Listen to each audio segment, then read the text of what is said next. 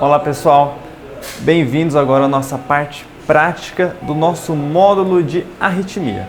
Nosso módulo de arritmia, o que a gente tinha combinado fazer?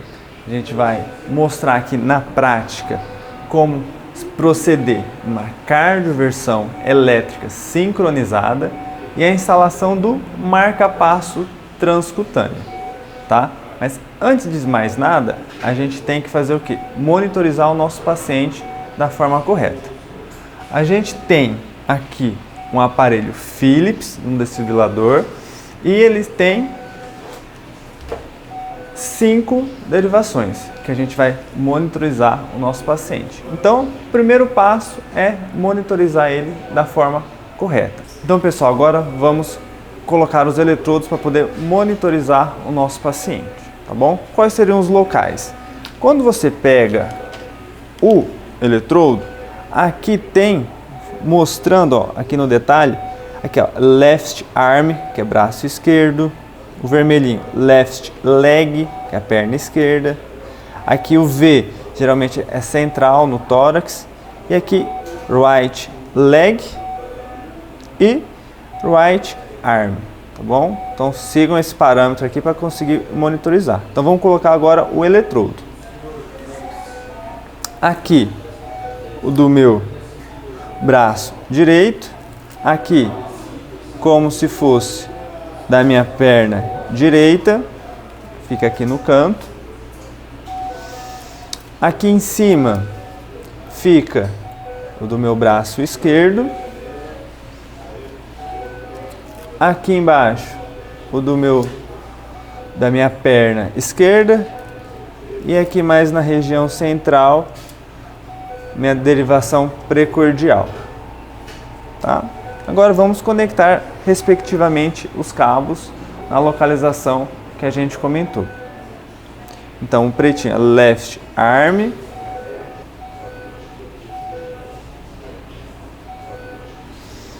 o V é aquele central,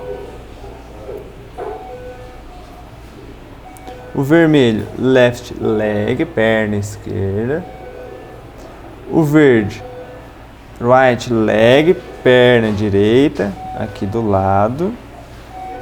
E o branco, right arm, então braço direito. Pronto, está colocado. Então, pessoal, a gente já monitorizou o nosso paciente, colocamos os eletrodos nos seus respectivos lugares. Agora vamos mostrar os detalhes aqui de como manusear o nosso monitor desfibrilador, tá bom? Então agora vamos o quê? Ligar o nosso aparelho,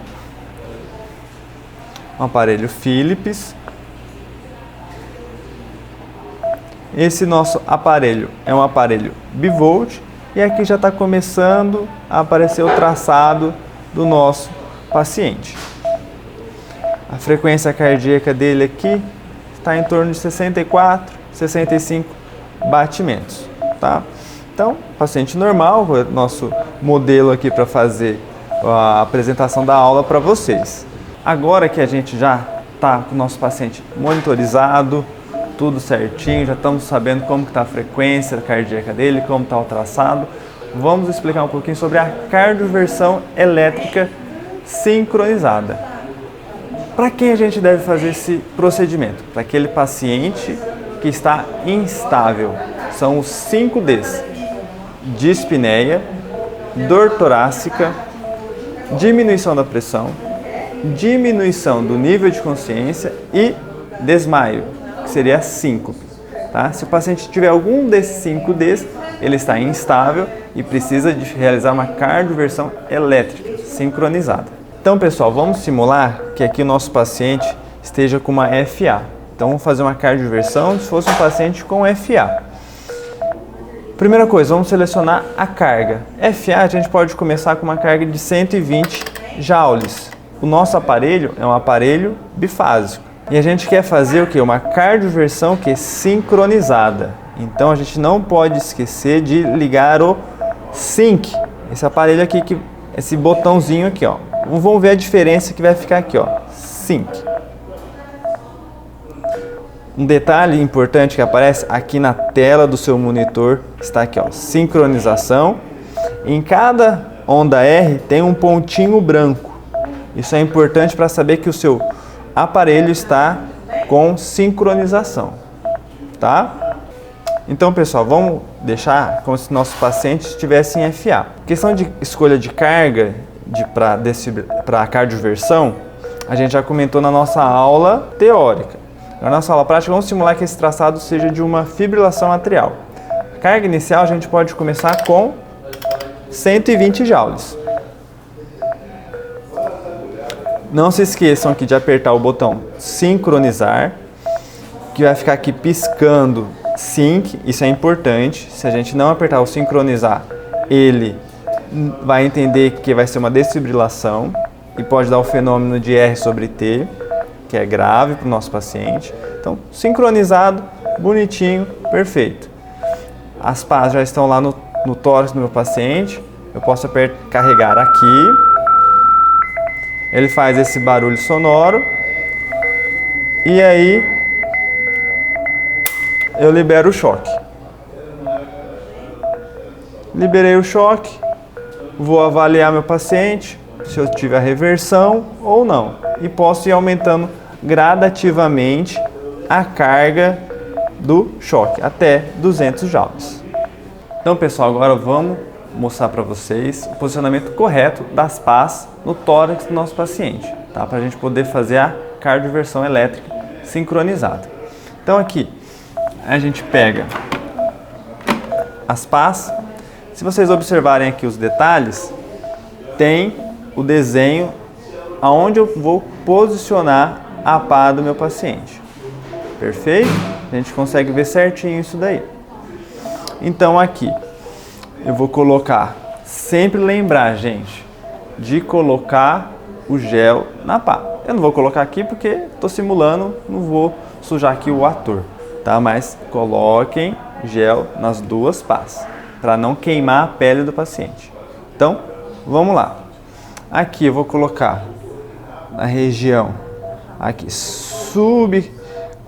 embaixo daqui da clavícula do meu paciente e a outra na região de ápice, tá? Eu tenho que fazer uma pressão no tórax do meu paciente, tá? Para que o choque não fique superficial. Não posso ficar somente superficial, eu tenho que fazer uma força no tórax do meu paciente, uma força de aproximadamente uns 5 quilos, tá? No botão lateral aqui, que vai estar em detalhe agora, esse botão amarelo, se eu apertar, escutaram um barulho, esse barulho está mostrando a carga, que já está pronta para o choque. Então aqui eu vou levantar, tá? Porque eu não vou dar o choque nele, e aqui se eu apertar simultaneamente, esses botões laranja, eu vou ter a liberação do choque. Viu? Parou de apitar, o choque foi aplicado. Tá bom? Então, pessoal, isso daqui foi a nossa técnica correta de como proceder na cardioversão. Lembre-se, para a gente poder realizar a cardioversão, a gente tem que fazer o quê? Sedar o nosso paciente. Esse paciente não pode estar acordado. Na nossa última aula sobre sedação e intubação, a gente vai disponibilizar uma tabela com as drogas e a dose que a gente usa para cada paciente a depender do peso dele. Então espero que vocês tenham gostado dessa primeira parte agora de cardioversão. Então, pessoal, agora a gente vai falar sobre o marca-passo transcutâneo. Isso pode ser uma realidade quando o paciente chega em quê? Principalmente em BAVT com instabilidade hemodinâmica, no qual você fez a medicação e não resolveu, o paciente continua muito instável. E aí uma alternativa é o marca-passo transcutâneo. Lembrar, para que a gente possa instalar, nosso paciente tem que estar com uma sedação pelo menos leve, porque gera um desconforto muito grande no nosso paciente, tá? Então vamos focar primeiro aqui no procedimento em si de colocar o marca-passo transcutâneo. Primeiro, o que a gente precisa? Eu vou mostrar aqui para vocês as pás, tá? A pá tem aqui o desenho da localização onde irei colocar no tórax do meu paciente. Tanto essa como essa daqui. Fica no ápice do nosso coração. Tá? Então, a pá em si já mostra a localização exata que eu tenho que colocar. Então, vamos lá colocar as pás no nosso paciente. Então, estamos com as pás aqui é no ápice. Então vamos lá colocar essa na região do ápice do nosso coração. Retiro o gel e coloco conforme ilustrado aqui. Faço a pressão para que tenha uma boa aderência. Agora a outra pá a gente coloca na região ali subclávia direita do nosso paciente. Então a gente retira aqui também e coloca como demonstrado aqui nessa região. Tenta tirar aqui o eletrodo, põe mais de lado e pronto. O objetivo é o que? Fazer o arco de corrente elétrica de uma pá a outra para que gere um estímulo para o nosso coração contrair. Já colocamos as pás no paciente. Aqui, ó, a gente tem a função marca-passo. Então a gente deixa o nosso monitor na função marca-passo. Depois que a gente deixou em marca-passo, vai aparecer algumas funções aqui na parte de baixo. Aqui a gente tem o que? A intensidade do estímulo, que é em miliampere, a frequência do estímulo e o tipo de estímulo que a gente quer, o modo de demanda. Vamos começar com a intensidade. A gente clica aqui, apareceu ao lado. A gente sempre começa com a menor intensidade de estímulo e aumenta progressivamente. Então, a gente consegue tanto aumentar como diminuir. Como que eu vou saber qual que é a intensidade que eu vou deixar para o meu paciente? É quando o traçado do monitor mudar para um traçado de bloqueio de ramo esquerdo. O outro é a frequência. A gente dá o OK aqui, frequência. A gente deixa na frequência entre 70 a 90 batimentos. Então, entre 70 e 90 batimentos.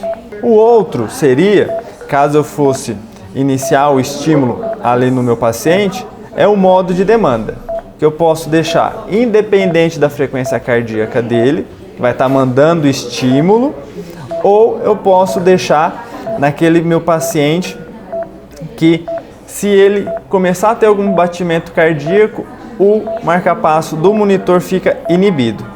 Vamos tentar aqui deixar uma frequência de 40. Se eu iniciar o estímulo, não vai porque o meu paciente está com uma frequência cardíaca de 62, tá bom? Mas se eu quiser deixar uma frequência cardíaca de 80, aí a frequência dele está em 60, então eu deixei a máquina mais, uma frequência cardíaca maior, então a máquina assumiria o comando do estímulo, tá bom? Então são essas três variáveis que a gente tem que observar: a intensidade, a frequência e o modo de demanda. Isso que vai determinar ali o sucesso do marca-passo transcutâneo. Então, pessoal, a gente viu aqui alguns detalhes do marca-passo transcutâneo. Lembrar, pontos importantes: o meu paciente tem que estar sedado, pelo menos uma sedação leve, porque é muita dor. A gente pode fazer o fentanil para dar uma analgesia potente para esse meu paciente, ou bolos de morfina. Colocar a pá no local exato e ver esses três fatores: a intensidade do estímulo, a frequência cardíaca e o modo de estimulação. Lembrar que o marca-passo transcutâneo ele é bom no início. Conforme vai passando o tempo, o meu paciente vai perdendo o estímulo do aparelho. Então isso daí é uma resolução rápida e temporária.